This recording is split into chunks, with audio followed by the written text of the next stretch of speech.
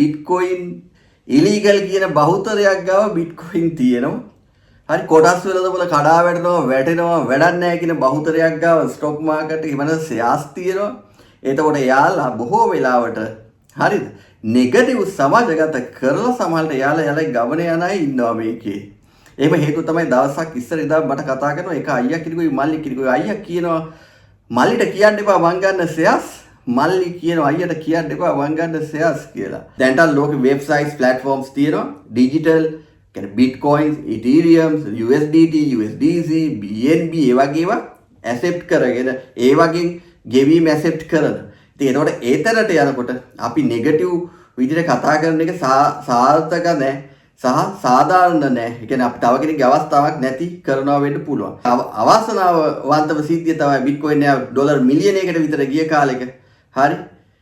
අද අපි ඩොලර් 1,12,000 මේකෙන් ඩොලර් 10ක 20ක උනත් ගන්න පුළුවන්. මේ අවස්ථාව නැති වෙන එක. ඉතින් මේ අවස්ථාව නැති කරන එක පාපයක්, පවක් සහ රට ආපස්සට ගෙන ඒම. වෙන්න ඕන නැත්තේ ඇත්තම කතන්දරේ මම උනත් පිළිගන්නේ එකම දෙයයි. මේ වොලට්ස් ලින්ක් කරන්න ඕන නැෂනල් ඩේටාබේස් එකකට. හරි. ඒක සමහර සෙන්ට්‍රල් බැංක් එකට වෙන්න පුළුවන්. එහෙම නැත්නම් ඉන්ලන්ඩ් රෙවෙනියු එකට වෙන්න පුළුවන්. ඒ විදිහට මේවා කරලා මේක යම් තැනකට ගේන්න ඕන. දැන් සමහර රටවල් මේවා ටැක්ස් කරන ක්‍රමයට ඇවිල්ලා රජයට බදු ගෙවන තැනකට ආපු ගමන්ම හරි රජයට යම්කිසි ආයෝජනයකින් බද්දක් ගෙවනවා කියන තැනට ආපු ගාම මේක ලීගල් වෙනවා. ඒ දේ ලෝකයේ වෙනවා. අපි සමහර 2028 දී 29 දී මේ ගැන ප්‍රැක්ටිකලිම දකිය හැටම දකි. Hi gentlemen, welcome. tell us ලංකාවේ හැටියට බිට්කොයින් ලීගල්ද ඉලීගල්ද කියලා අහලා තිනවා කීප දෙනෙක් මේ පහුගිය දවස්වල මේ කතන්දරේ ආපු හිත අදත් පැය භාගයකට කලින් මේ වීඩියෝ එක කරන 25 වෙනිදා අදත් මේ පාර්ලිමේන්තුවේ USDT 1850 ප්‍රශ්නයක් කිය ක්‍රිප්ටෝ බැලන්ස් එකක් ගැන කතා කරා. ඒකට මේම අහන අතරතුර තමයි මේ බිට්කොයින් ලීගල්ද ඉලීගල්ද කියලා කෙනෙක් අහලා ඉවලා තියෙන කෙනෙක් නෙවෙයි කීප දෙනෙක් අහලා ඉවලා තියෙන්නේ. මම එකක් කියනවා හරිද බිට්කොයින් ඉලීගල් කියන බහුතරයක් ගාව බිට්කොයින් තියෙනවා. හරි කොටස් වලද කඩා වැටෙනවා වැඩක් නැහැ කියන බහුතරයක් ගාව ස්ටොක් මාකට් එකේ වෙන ෂෙයාර්ස් තියෙනවා. එතකොට යාලා බොහෝ වෙලාවට හරිද නෙගටිව් සමාජගත කරලා සමහරට යාලා ගමන යන අය ඉන්නවා මේකේ. එහෙම හේතුව තමයි දවසක් ඉස්සර ඉඳන් මට කතා කරනවා එක අයියා කිරිකුයි මල්ලි කිරිකුයි අයියා කියනවා මල්ලිට කියන්න එපා මං ගන්න ෂෙයාර්ස් මල්ලි කියනවා අයියට කියන්න එපා මං ගන්න ෂෙයාර්ස් කියලා. හරි ඒ දෙකොල්ල අතර තරගයක් තිබුණේ පොඩි කාලේ ඉඳන් එහෙම තියෙන්න ඇති. ලොකු වෙනකොටත් ඒක තිබිලා දැන් අයියා යනවා ඉතාලියේ යන්න මොකද වත්කම් පෙන්වන්න ඕන කියලා ගෙදර ලියාගෙන අයියා ඉතාලියේ යනවා ආය අද වෙනකන් ආය පළාතවත් ඇවිල්ලා නැහැ. දැන් අයියාගේ තමයි මේ ගෙදර ආපහු ලියලා දෙන්නේ. අන්න එහෙමයි කියලා තමයි අපි ඉන්නේ. ඉතින් අපි මේ ගැන ලීගල්ද ඉලීගල්ද කතා කරන්න කලින් හරි ලීගල්ද ඉලීගල්ද කතා කරන්න කලින් මේ ආයෝජන ගැන අපි කියලා තියෙනවා. හරි අපි කියලා තියෙනවා අපි හොඳ වෙල් ක්‍රියේෂන් එක හදලා තියෙනවා මිනිස්සු රිටයර් කරලා තියෙනවා. හරි සරලව කිව්වොත් එහෙම මම Binance එකේ ඇෆිලියේට් කෙනෙක් වෙලා ඉන්නවා.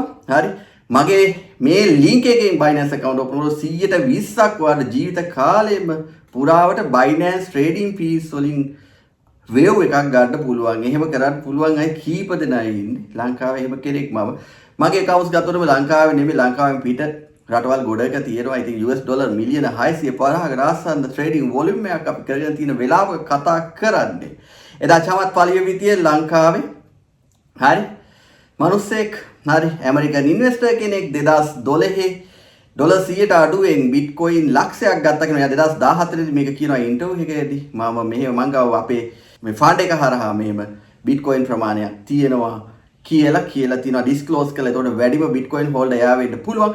ඔය අතරතුර බිට්කොයින් 1 2 3 4ක් තියෙන ලංකාවේ මිනිස්සු ඕනි තරම් ඉන්නවාට පාරේ යනකොට මූණට මූණ හම්බෙලා තියෙන ඇත්ත ඉන්න පුළුවන්. හරි.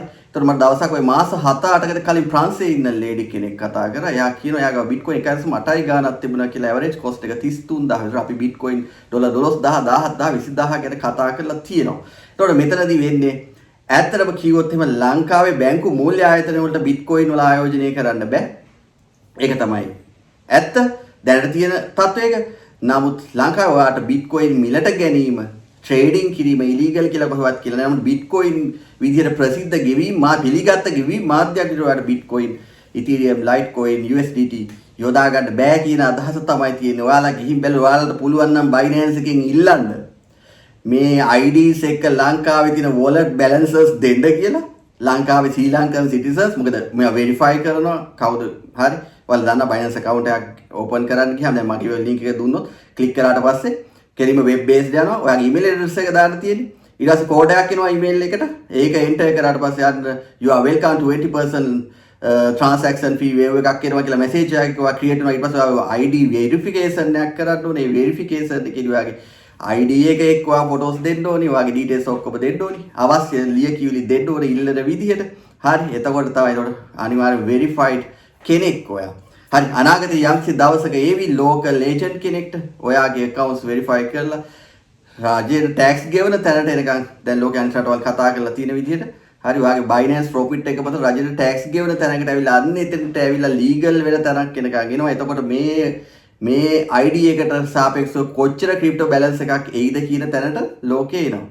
ඉතින් අපි ලෝකයේ පිටිපස්සෙන් ඉන්නේ හැමදාම හරි අපි විතරක් නෙමෙයි මේ ප්‍රශ්නේ ආසියාවේ ඉන්න ඔයාලා දන්නවා භූතානයේ බිට්කොයින් 10000 ගණනක් දැනට එකතු කරගෙන ඉන්නකොට ඇමරිකා එක්සත් ජනපදයේ බිට්කොයින් 1,99,000යි චීනයේ 1,91,000යි යුනයිටඩ් කින්ග්ඩම් UK බිට්කොයින් 61,700ක් විතර මම මේ කොහෙවත් ලියලා මේ පහුගිය සතියේ database එක අරවා මේ කියන්නේ මොකද මම මේ වගේ නිතර updates ඉන්න නිසා ඒකට ඒ කට්ටිය මෙච්චර කරලා රාජ්‍යයන් 12ක් ඇමරිකානු ඩොලර් බිලියන 54ක බිට්කොයින් හෝල් කරනවා කියලා කියනවා ඊට පස්සේ කම්පැනිස් විදිහට ගත්තොත් එහෙම MicroStrategies ඒ වගේ කම්පැනිස් හරි ටෙස්ලා වගේ කම්පැනිස් ඊළඟට ETFs විදිහට ගත්තොත් BlackRock වගේ හරි ඔය වගේ හොඟක් ඒවා බිට්කොයින් හෝල් කරගෙන ඉන්නවා. එතකොට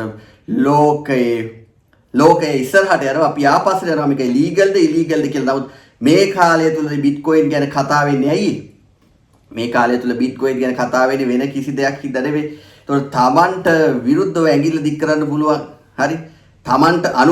තමන්ගේ වාසිය වෙනුවෙන් අනුන්ට ඇඟිල්ල දික් කරන්න පුළුවන් අවස්ථා තියෙනවා නම් අන්න ඒ අවස්ථාව වාසියක් කරගෙන හැබැයි ඇඟිලි දික් කරන බහුතරයකට ඔය accounts තියෙන්න පුළුවන් ඒක හරි ඒක common sense එක මම කියන්නේ bitcoin ගැන Binance ගැන යම් ආකාරයක negative spread කරන්න යම් කෙනෙක් එයාලා ගාව මේ ආයෝජනයක් තියෙන්න පුළුවන් ප්‍රශ්නේ තියෙන්නේ මේ bitcoin වත් ethereum වත් litecoin වත් USDT වත් හරි ඒක නෙමෙයි ප්‍රශ්නේ තියෙන්නේ හරිද මේවා හරහා වෙන අවිධිමත් ක්‍රියාවලින් බහුතරයක් වෙලා තියෙනවා මොකද නියාමනයක් නැහැ හරි එතකොට මේ වොලට්ස් වල තියෙනවා හොරකම් කරොත් මේවා හොයාගන්න ක්‍රමයක් නැහැ. ඒ වගේ ඊට පස්සේ හොරකම් කරනවා. මේ එක්ස්චේන්ජ් හැක් වෙනවා. අන්න ඒ වගේ දැඩි රිස්ක් තියෙනවා. ඒ හින්දා සමහර වෙලාවට ලෝකේ සමහර රටවල් තියෙනවා. හරි. ෆියුචර් ට්‍රේඩින් වගේ ප්‍රොඩක්ට්ස් එනේබල් නැහැ, ඩිසේබල් කරලා තියෙන. මොකද හේතුව දැනුම නැති ආයෝජකයෝ ගිහලා තමයිගේ කැපිටල් නැති කරගන්නවා. ඒක සමාජ ප්‍රශ්නයක් වෙලා තියෙනවා. මිස් සුසයිඩ් වෙන්න වගේ ඉඳ ගිහිල්ලා තියෙනවා. ඉතින් ඒ නිසා හරි මේ වගේ ප්‍රශ්න තියෙනවා. ඒ ප්‍රශ්න ඉස්සරහට අරගෙන කතා කරන්න පුළුවන්. සමහර කෙනෙක්ට කියන්න පුළුවන් මොකද මේක දැන් මේ balances verify කරන්න බැරි නිසා සල්ලි මේක ස්ටෝර් කරගන්න හරි මිනිස්සු මේක පාවිච්චි කරනවා කියලා කෙනෙක්ට කියන්න පුළුවන්. ඒ වගේ යම් ඇත තත්ත්වයක් තියෙන්න පුළුවන්. නමුත් කාලයක් එක්ක යනකොට අනාගතයේදී මේ wallets Binance එක itself අපි කියමු ලෝකේ ප්‍රධාන ක්‍රිප්ටෝ එක්ස්චේන්ජ් එකේ Binance තව තියෙනවා Huobi Global ඊට පස්සේ ලන්ඩන් වල CEX තියෙනවා ඊට පස්සේ KuCoin තියෙනවා Coinbase තියෙනවා එක එක්ස්චේන්ජ් ගොඩක් තියෙනවා අවසාන වශයෙන් අපි බැංක් account එකක් open කරනකොට අපි මේ physically verifications වෙනවා වගේම අපේ balances අවශ්‍ය නම් ඉල්ලා හිටින්න පුළුවන් තැනට එනවා වගේම Binance එක අනාගතයේදී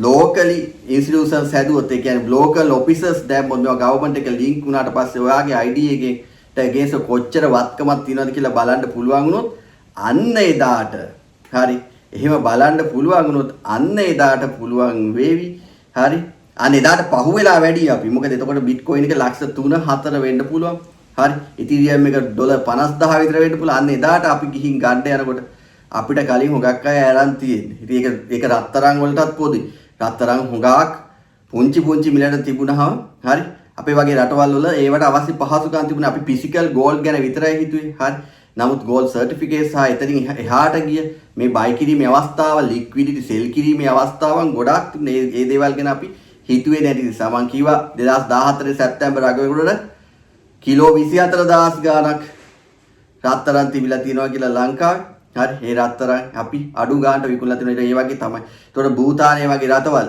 සැල්වඩෝරේ වගේ තව රටවල් ගොඩක්. හරි මේ බිට්කොයින් ඒවා එකතු කරනකොට අපි නෙගටිව් ස්ප්‍රෙඩ් කරනවා. මොකද නෙගටිව් සමාජගත කරන්න උත්සාහ කරනවා. ඒතකොට අපිට අවස්ථාව අඩු වෙනවා රටක් විදිහට. හරිද? අපි හොඟක් පහළ ඉන්නවා. ඒතකොට දැන් අනාගතයේදී අනිවාර්යයෙන්ම මේවා පාවිච්චි කරලා තෙල් මිලට ගන්න, බෙහෙත් මිලට ගන්න, හරි සමහරට හැම එක්ස්පෝර්ට් එකකම ගෙවන්න පුළුවන් තැනට එනකොට අපි ගාව අඩු ගානට එකතු කරගත්ත බිට්කොයින් හරි අඩු ගානට එකතු කරපු ඉතරියම් හරි ඔය වගේවත් තිබුණා නම් හරි අපිට ලොකු වාසියක් ඩබල් ගේන් එකක්. හරි වාගාව දැවත් තියෙනවා පවුම 5000ට ගත්ත කෙනෙක් දන්නවා අද පවුම 280000 දී තියෙන වැලුව එක. ඒ පවුම විකුණලා අද හරි ඒ පවුම 5-10ක් විකුණලා සමහරට සාමාන්‍ය වාහනයක් ගේන්න පුළුවන් තැනට වැලුව එක ඇවිල්ලා තියෙනවා. ඉතින් ඒ නිසා තමයි අපි නිතර මේවා කියවේ මේක ලීගල්ද ඉලීගල්ද කියන එක නෙමෙයි. ඉලීගල් කියලා මතයක් ගොඩ නැගිලා තියෙනවා. නමුත් මතය ගොඩ නගපු අය තුලම මේවා තියෙන්න පුළුවන්. ඉතින් ඒ නිසා පොසිටිව්ලි කල්පනා කරන්න. හරි ඔයා බලන්න ඕන ලෝකයේත් එක්ක යන්න. හරිද?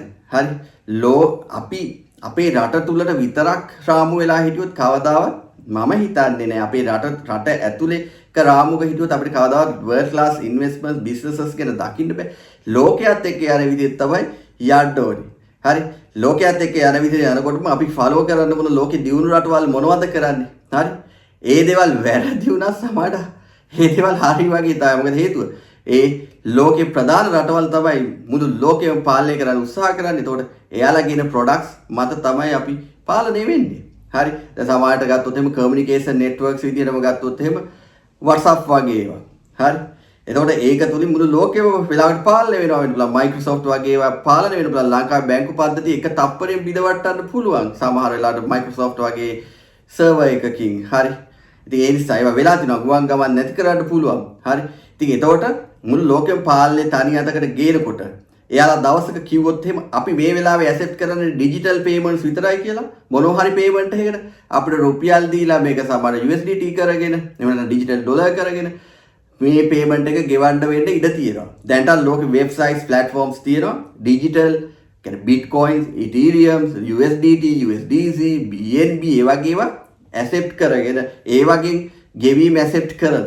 ඉතින් එතකොට ඒතරට යනකොට අපි නෙගටිව් විදිහට කතා කරන එක සාර්ථක නැහැ සහ සාධාරණ නැහැ. ඒ කියන්නේ අපි තව කෙනෙක්ගේ අවස්ථාවක් නැති කරනවා වෙන්න පුළුවන්. ඉතින් දැන් මෑත කාලේ කතා කරන්නේ ඩිජිටල් මුදල් ගැන, ඩිජිටල් කරන්සිස් ගැන මෑත කාලේ කතා කරන්නේම වෙන මොකුත් හින්දා නෙමෙයි. හරි. මෑත කාලේ කතා කරන්නේම ඇඟිල්ල දික් කරන්නේම ඇයි? මේ වත්කම් සහ බැරකම් සිද්ධිය ආවට පස්සේ. ඉතින් කෙනෙක් කියනවා මේවා ලංකාවේ ලීගල් නැත්තම් කොහොමද මේවා අපේ වත්කමක් විදිහට සැලකෙන්නේ කියලා කෙනෙක් තර්ක කරනවා පැත්තකින්. නමුත් අවංකවම ඒක අපේ වත්කමක්. හේතුව ඇයි? අපි ගාව USDT 100ක් තියෙනවා නම් මේ වෙලාවේ P2P ඔප්ෂන් එකෙන් peer to peer ඔප්ෂන් එකෙන් හරි අපිට මේ වෙලාවේ මේක රුපියල් කරගන්න පුළුවන් විනාඩි 2-3ක් ඇතුළත. එතකොට අන්නේ රුපියල් වලින් අපිට ගිහින් හරි ප්‍රයිස් රයිස් එකක් ගන්න පුළුවන්. ඉතින් අපි සතුටින් තියෙන වත්කමක් නේ. එතකොට ඒක ඩිස්ක්ලෝස් කරන්න ඕනේ. ඉතින් ඒක ඩිස්ක්ලෝස් කරපු කෙනා කවුරුනත් ඩිස්ක්ලෝස් කරලා තියෙනවා. නොකරපු අය සද්ද නැතුව ඉන්නවා. හරි චෝදනා කරන අය සමහර බහුතරයක් ගාව මේ accounts නැත්තේ තියෙනවා. හරි ඔය පෞගේ කාලේ දැක්කා මේක පෞගේ මහ බැංකුව අධිපති ඉන්න කාලේදී මේ ගැන කතා කරන්නේ ක්‍රිප්ටෝ එක්ස්චේන්ජ් දාන්න කතා කරපු අය හිටියා. හරි මේ ගැන පස්සේ බිට්කොයින් ATMs ගේන්න කතා කරපු අය හිටියා. ඊට පස්සේ මේ වගේ තියෙන අපිට බිට්කොයින් යුගයක් ඕන කියලා කතා කරපු අය හිටියා. නමුත් අද ඒක පැත්තකට දාලා තියෙනවා. මොකද හේතුව හරි මේකේ අවාසනාවන්තම සිද්ධිය තමයි බිට්කොයින් එක ඩොලර් මිලියනයකට විතර ගිය කාලෙක. හරි අද අපි ඩොලර් 1,12,000 මේකෙන් ඩොලර් 10ක 20ක උනත් ගන්න පුළුවන්. මේ අවස්ථාව නැති වෙන එක. ඉතින් මේ අවස්ථාව නැති කරන එක පාපයක්, පවක් සහ රට ආපස්සට ගෙන ඒමක්. වෙන්න ඕන නැත්තේ ඇත්තම කතන්දරේ මම උනත් පිළිගන්නේ එකම දෙයයි. මේ wallets link කරන්න ඕන national database එකකට. හරි ඒක සමහර central bank එකට වෙන්න පුළුවන්. එහෙම නැත්නම් inland revenue එකට වෙන්න පුළුවන්. ඒ විදිහට මේවා කරලා මේක යම් තැනකට ගේන්න ඕන. මොකද ID එකට එක ID එකට එක account එකයි කියන තැන ඉඳන් යන්න පුළුවන් වෙන. එහෙම කාලයක් අනාගතේදී එනවා.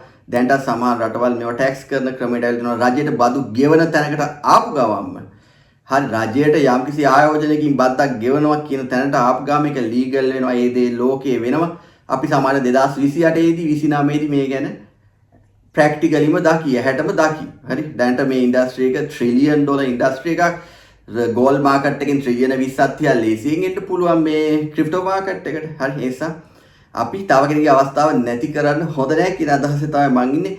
ඒ නිසා දැන් තියෙන ප්‍රශ්නේ අරුව කාටවත් කියන්න බෑ මේක ඉලීගල් කියලා. හරි මේක ගෙවීම් මාධ්‍යයක් විදිහට විතරක් ඒක ලංකාව තුල පිළිගැනීමක් නැහැ කියන අදහස විතරයි තියෙන්නේ. නමුත් ඔයා මුදල් හොයනවා නම් අවිධිමත් විදිහට කළු සල්ලි සුදු කරන්න මේක පාවිච්චි කරනවා නම් ඒක රත්තරන් මිලට ගන්න කෙනාට උනත් කරන්න පුළුවන්. හරි. රත්තරන් ඔයා ගාව තියෙන සල්ලි ගිහිල්ලා මම අර කියනවා වගේ ජුවලරි ෂොප් එකකට ගිහින් හරි නැත්නම් පිට රටින් හොරෙන් රත්තරන් කෙනෙක්ගේ රත්තරන් අරගෙන හරි ඒක කරන්න පුළුවන්. හරි. ඒක USDT ම වෙන්න ඕනේ නැහැ. නිසා කල්පනා කරලා බලන්න කමෙන්ට්ස් එකතු කරන්න. හරි Binance accounts නැති අය. හරි මේ link එකෙන් හදාගන්න ඔයාගේ discount එක ඔයා ගන්න chance එකක් ගන්න. Thank you very much for watching. Have a nice day.